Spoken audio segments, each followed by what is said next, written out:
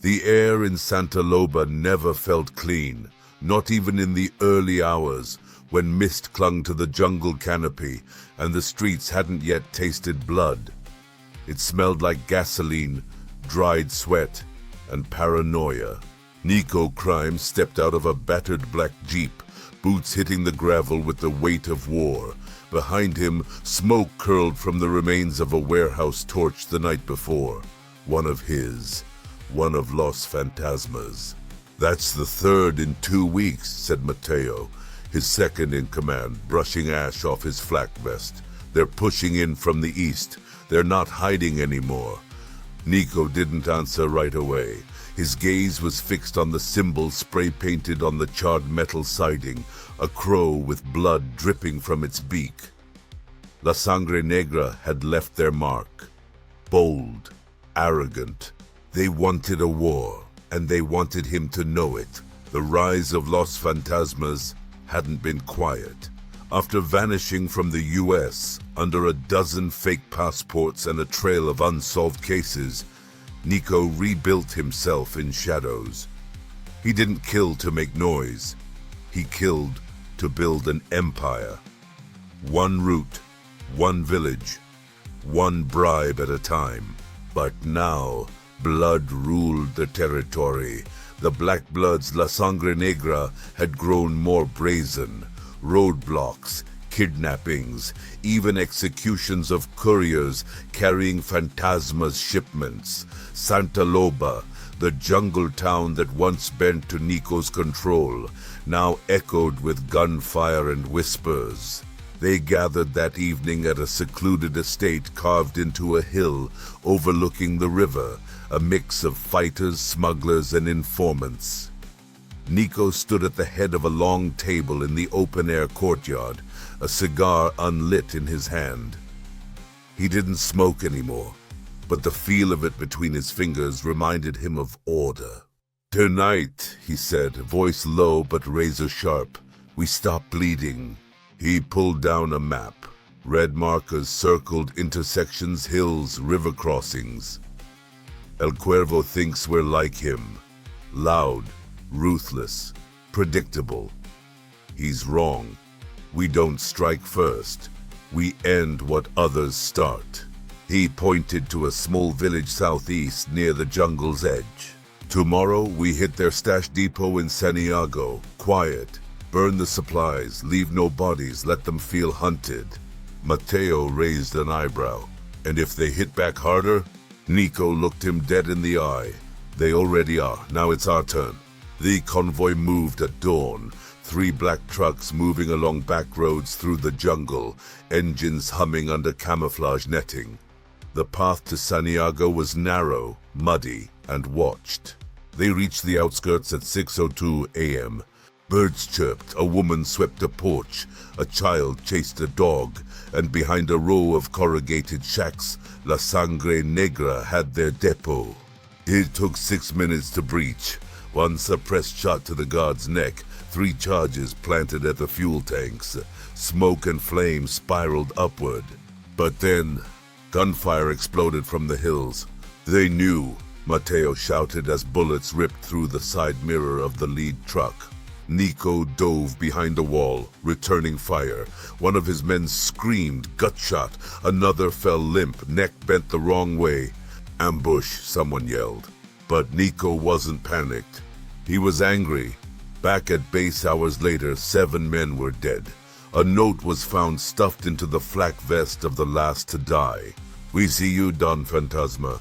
This is only the first taste. El Cuervo."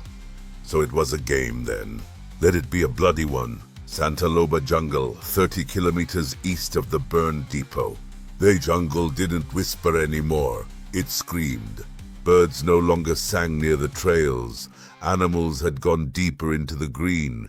Even the wind moved differently, like it knew something dark was on its way. Niko Crime crouched near the edge of a muddy ridge, scanning the tree line through dusty binoculars.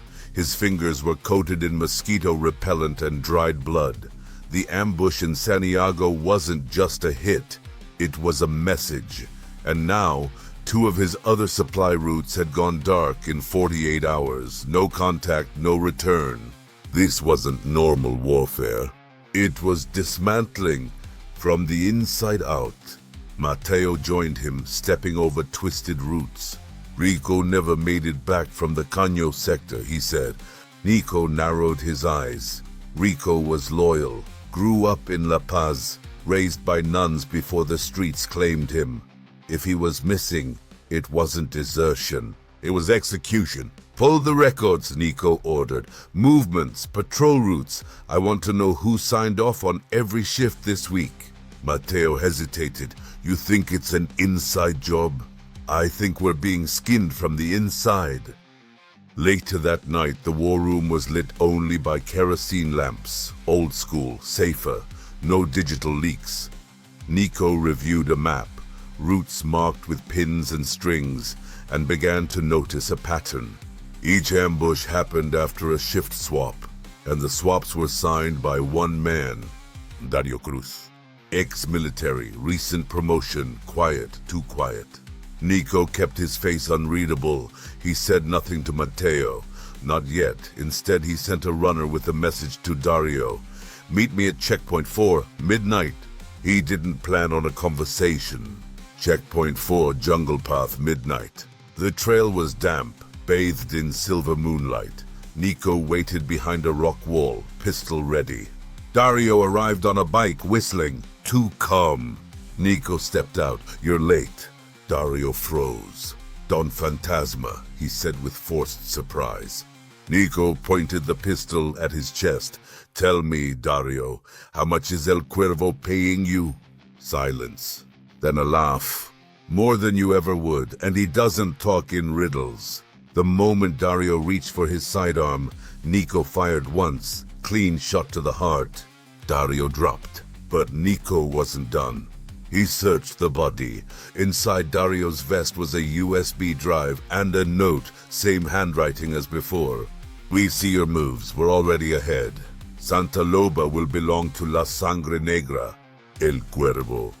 2 days later, a radio intercepted by Mateo's crew picked up coded chatter. Location El Sombra, an abandoned prison-turned-drug hub deep in the mountains, supposedly where La Sangre Negra planned their next shipment route. Niko gathered his top men.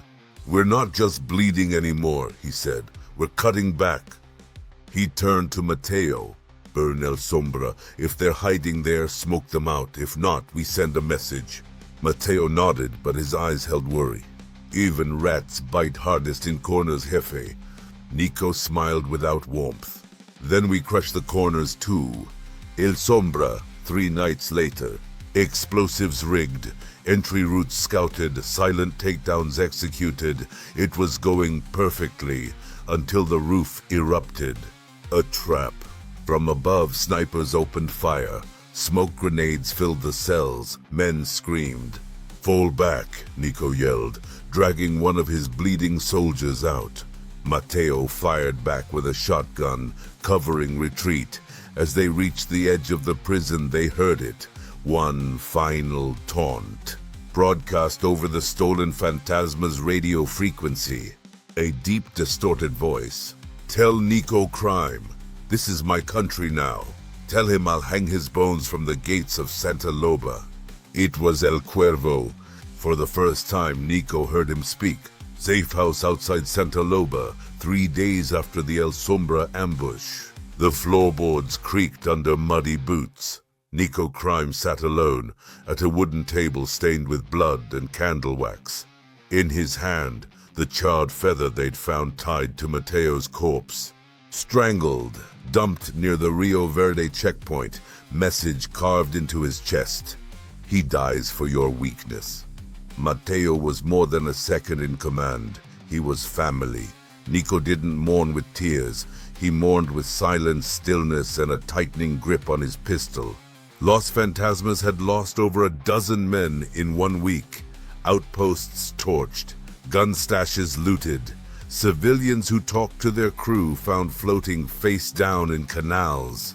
And the jungle whispered one name now, El Cuervo. Niko stood over a map again. This time it wasn't to plan. It was to mark the bodies. Red pins for the dead, black for the betrayed. The board was full. He slammed his fist into it, sending pins scattering. Then turned to Camilla. She had been silent since Mateo's death. His niece, his best scout, tougher than half his soldiers and twice as smart. He's playing a ghost game, she said.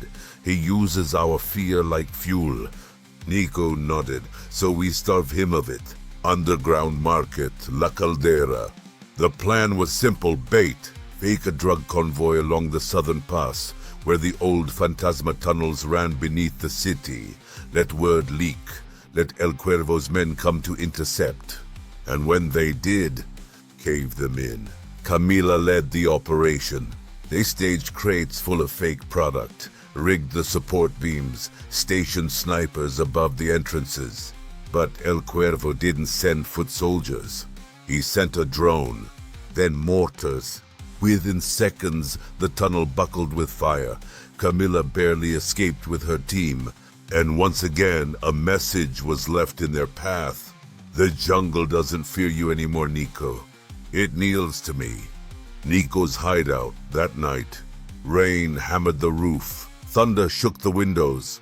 Niko poured a drink, rum, no ice, stared into the flame of a lantern. El Cuervo thinks I'm playing defense, he muttered. He thinks wrong. Camilla entered, soaked, bruised, her team shaken. We found something, she said. From Dario's USB maps schedules, one location repeated over and over. She placed a file on the table. Altura Negra. An old radar station turned private mansion, hidden deep in cartel-protected hills. Satellite recon showed movement, armed patrols, high walls, and in the center, a helipad. El Cuervo, Camila said.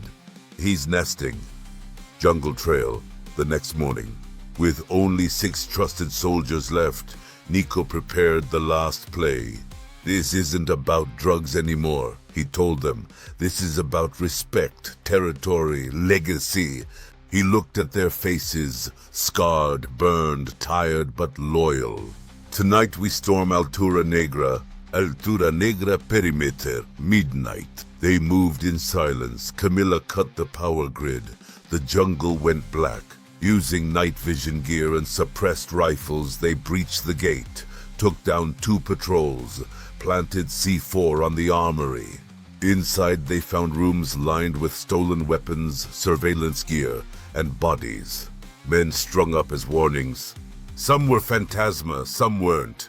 One was still alive, barely. Run, he croaked. He knows you're here. Suddenly, a blast. C4 in their own pack, wired remotely. El Cuervo was watching. Sniper fire cracked. Niko grabbed Camilla and dragged her into a hallway. 2 men fell behind them. Camilla was hit in the leg. Niko fired blindly, dragging her to cover. Then, footsteps slow, heavy. A shadow emerged. Tall, armored, black feathers stitched into his jacket. A silver eagle skull pendant at his throat. El Cuervo. He lifted a shotgun. You took my city, he growled. Now I take your soul. Altura Negra 402 AM. The world was blood and smoke. The hallway stank of gunpowder, and Camilla's breath came in short, ragged bursts as she leaned against a shattered pillar. Her leg was wrapped tight with a stolen belt, bleeding through. Niko crouched beside her, pistol in one hand, machete in the other. Across the courtyard, El Cuervo's silhouette loomed like a reaper under the moonlight. The feathers on his shoulders shimmered, soaked in rain.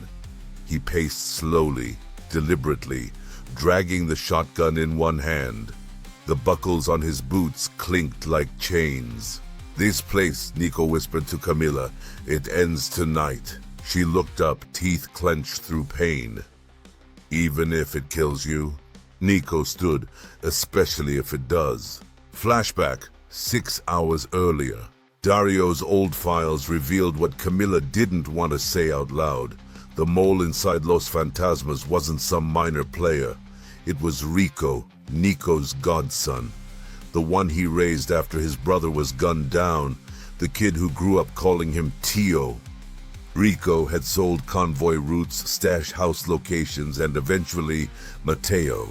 In exchange, Cuervo promised him a slice of the empire, a kingdom of ash built on betrayal. Niko said nothing to the others. He knew he'd only have one shot. Present. Gunfire cracked above. One of Niko's last men, Tico, screamed before going silent. Cuervo's guards were circling the perimeter. Reinforcements were en route. There was no running. Niko kicked open the next door, a grand chamber filled with trophies, guns, and a massive crimson mural of a crow tearing apart a snake. The irony didn't escape him. "El Cuervo," he shouted. The shadow stepped in from the rain, helmet off, scars visible, a gold tooth glinting through his sneer. "Still clinging to ghosts, viejo?" Cuervo mocked. "You fight like the dead." Niko raised his pistol. "I buried them first." They fired at the same time. Niko was grazed in the shoulder. Cuervo took a round in the ribs. Both stumbled. Cuervo roared and charged. The shotgun flew to the floor. They collided like bulls, fists slamming into bone. Cuervo was stronger, but Niko was faster, dirtier. He bit, head-butted, elbowed Cuervo's throat and slammed him into the mural. Then a second gun cocked. From behind them, Rico, wearing phantasma gear. But his gun was aimed at Niko. "Betrayal. I didn't want this, Tio," Rico said, eyes watering. "But you're stuck in the past, the old ways. Cuervo, he promised a future." Niko's lip bled as he laughed. "And you believed him?" Cuervo coughed, spitting blood. "You were always a relic, Niko, a myth. Rico understands. Legacy means nothing without power." Then Rico hesitated. Camilla had crawled in behind them, gun aimed. "Shoot him," she whispered to Niko. "Do it now." But Niko didn't. He walked slowly toward Rico, gun lowered. "You want to take the throne?" he asked. "Then finish the king." Rico's hand trembled. Niko reached him, pressed the barrel of his own pistol to Rico's chest. "You don't get to inherit this," Niko growled. "You haven't earned it." And pulled the trigger. Rico dropped, silent, no drama, just betrayal turned to meat. Niko turned, too late. Cuervo had the shotgun again. Boom! The blast tore into Niko's side. He collapsed, bleeding, vision spinning. But Camila was ready. She emptied her mag into Cuervo's chest. 1, 2, 3, 4. He dropped to his knees, feathers soaked in red. "You don't kneel to kings," she hissed. "You bury them." Cuervo fell. 1 week later, Santa Loba was quiet. No gunfire, no sirens. Los Fantasmas were rebuilding. New blood, new rules. Camila stood at a grave. Niko Crime luchó por respeto, murió con honor. A silver feather lay on the tombstone. She turned, walking into the smoky city, ready to lead her own way. Some say Niko died a fool, fighting for the past. Others say he became a legend. Either way, the war ended not with peace, but with fire.